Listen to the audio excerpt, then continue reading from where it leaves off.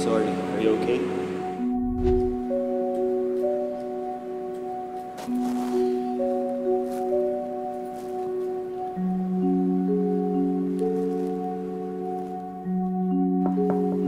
Pasok.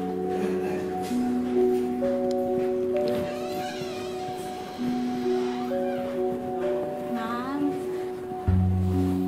Ayan po. Para po mahimbing yung tulog niyo, pinagtimpla ko kayo ng gatas. Salamat, Becca.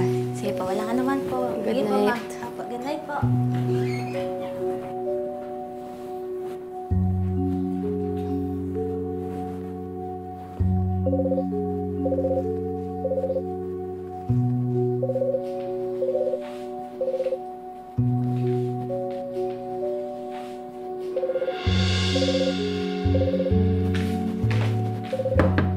Angelo?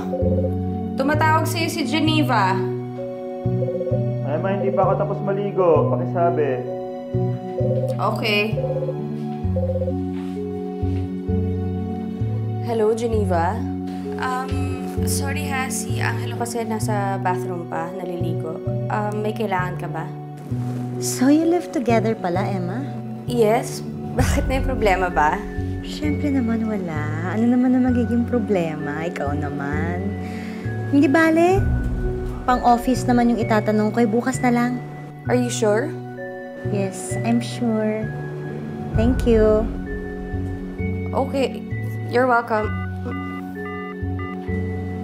Pwede talaga yung babae.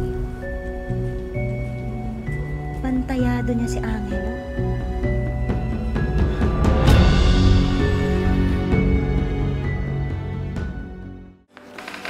Geneva. Sorry nga pala, hindi ko nasagot yung tawag mo kagabi. It's okay. Teka, ano nga pala yung sasabihin mo? Ha? Sasabihin mo? Meron lang sana akong itatanong sa'yo tungkol sa company, pero okay na. Nakita ko na dun sa company profile natin. Okay.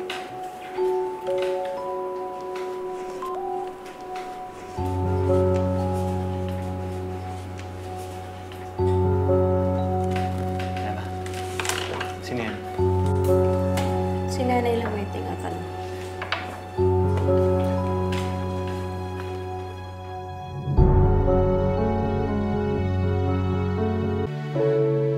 Okay? Can we start the meeting now? Nakita niyo na ba yung minutes nung last meeting natin? Paki-review lang, ha?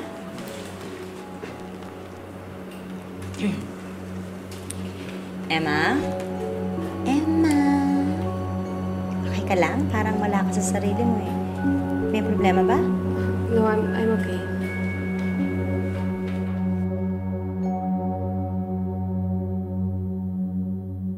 Akala ko ba magpapahinga lang si Emma dun sa office niya? Eh, bakit wala siya dun? Hindi ko nga rin alam eh. Eh, kaya sumalalo yung pakiramdam niya, kaya umuwi. Oo nga, no? Dapat pala sinamahan ko siya, no? Gusto kaya yan?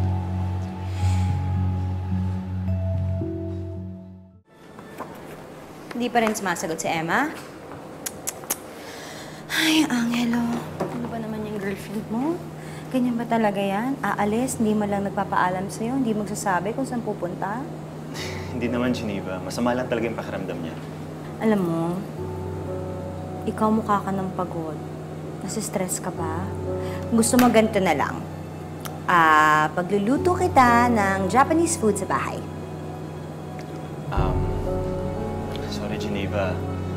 Pero kailangan ko munang tumanggi. Kailangan ko munang hintayin si Emma dito eh. Sorry talaga. Okay.